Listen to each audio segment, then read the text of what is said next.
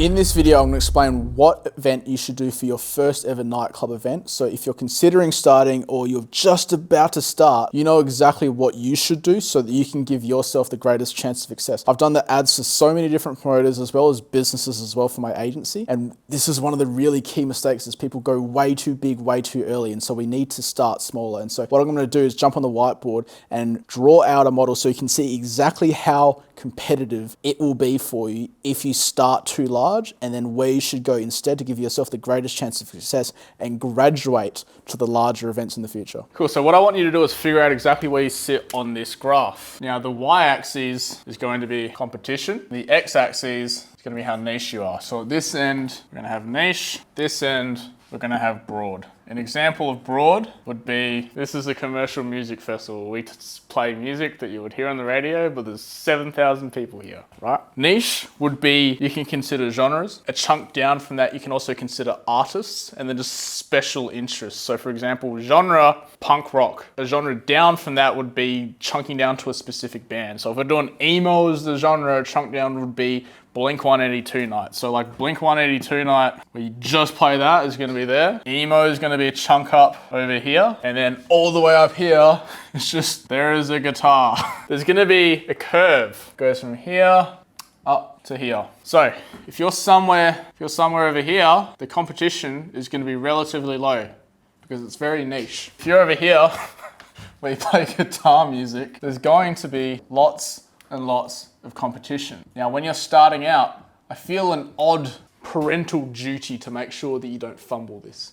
And so what I want you to do is start down here and then graduate up to broad. You guys can run music festivals eventually. Let's just figure out how to get 50 people to go into the fucking same room at the same time first, right? Because our audience and our customer avatar, one of my other videos, it's gonna be very, very specific down this end. We can have really tailored marketing, really tailored messaging to Glenn the emo from Perth down here. It's going to get a lot more broad as we get down to here. The other thing that's going to happen as well is we're going to have to spend more money on advertising up this end. We're going to need to put more time, money and effort into promoters up this end.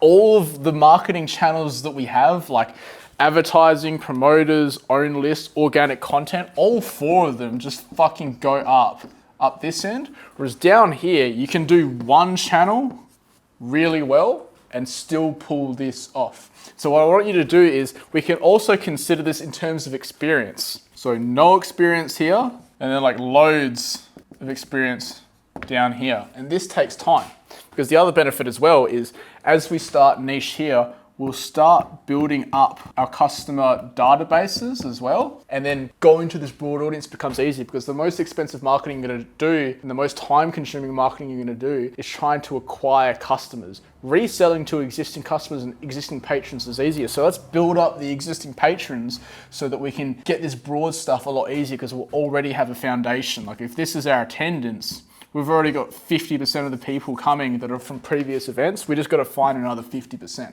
So what I want you guys to do is figure out what level of experience you have. Start down here. Figure out how to get 100 people in the same room at the same time, listening to the same music. And then we can figure out how to get 5,000 people into a field, listening to some dude on a guitar at the same time, in the same place, and deal with all the logistics and police and regulations and marketing and sales and operations and finance that comes with that. If you want my help with that, if you click the link in the description, you can join Club Cult Creators, where I help out promoters all over the world to make sure they don't fumble this stuff, whether it's here or whether it's here, because I've done stuff at both ends of the spectrum, and I'd rather you learn from my lessons and my mistakes and all the millions of dollars I've either spent or managed in ads for clients, so you don't fumble this and you get it the right way. There's a couple of different ways you can identify a profitable niche market. The easiest way is just see if someone else has already been successful in this market. If there's 1 or 2 or 3 events that are already doing well, you know, you don't need to reinvent the wheel. However, if your event hasn't popped up yet, it could be one of 2 things. 1, you could just be super lucky and no one else has thought of this yet.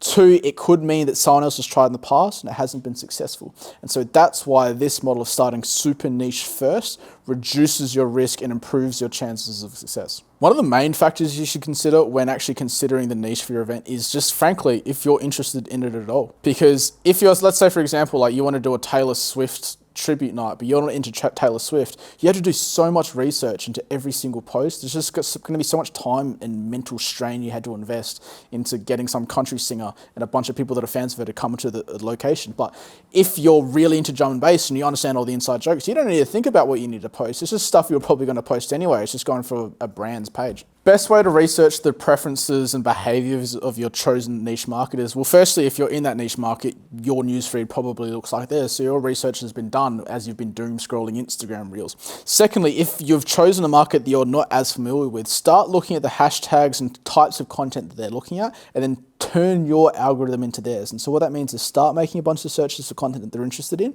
start liking a bunch of stuff, and then the Meta algorithm or the YouTube algorithm or the TikTok algorithm will go, oh, Brandon is this sort of person, serve him more stuff like this, and you'll start seeing what kind of content they're resonating with. Some examples of successful niche markets for club events are tribute nights have historically done really, really well. For example, emo nights really pop off because they're essentially a retro night at this stage and point in time, right? So for example, I worked out really early on the nostalgia time frame is about a decade and a half, because that's when you were probably in high school recently and now you're in nightclubs. And so whatever music was playing about 10 to 15 years ago is now in that nostalgic era where it's no longer cheesy and it's graduated to nostalgic. The answer to how can I create a unique and appealing concept for the market is very obvious, and it's to simply just do what other people haven't done. And so what I want you to do is start doing the thought experiment of, if I could wave a magic wand and there was anything going on in this nightclub that's legal, that actually fits into this thing, what would that look like? And just, you're going to start thinking of some things that just simply aren't possible, but within that list, there's going to be some things that you can pull off with a lot of effort, and that effort is going to reflect when people are going to go, fucking hell, they're doing this, I haven't seen that being done before, and then there'll be a lot of value attributed to your event. So one of the strategies that you can implement to improve your chances of having a high attendance for your niche event is having things that they can simply only experience at your event. There's not going to be another building they can go to in town where they can have the same thing. So for example, if you've got a DJ playing this type of music and a photographer in a bar, fucking every other building in the city that's open that time has the same thing. And so you need to start introducing things where they just literally just can't go anywhere else and get the same thing. The other thing you can layer on top of that is reminder nurture sequences and messenger bot campaigns and retargeting audiences.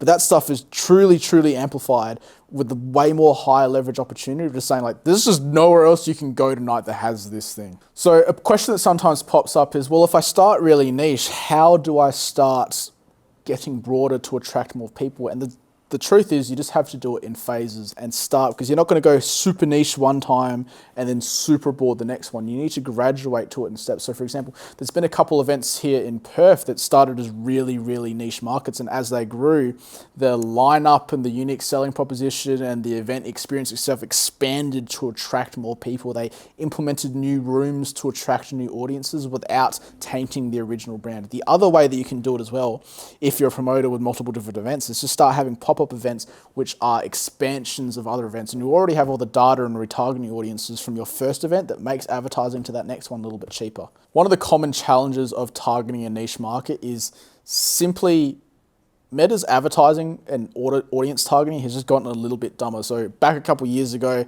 iOS 14.5 updated and Facebook literally just had less and less data on people. And so a lot of the targeting audiences just seem smaller because Facebook just knows less and less because you guys all want fucking more privacy. And so as a result, targeting gets more difficult for Facebook. And so if you pick something far too niche, it just literally just might not be an interest that you can target. And so that's when you really need to find some fringe targets and really focus on your content to make sure it hits the right people.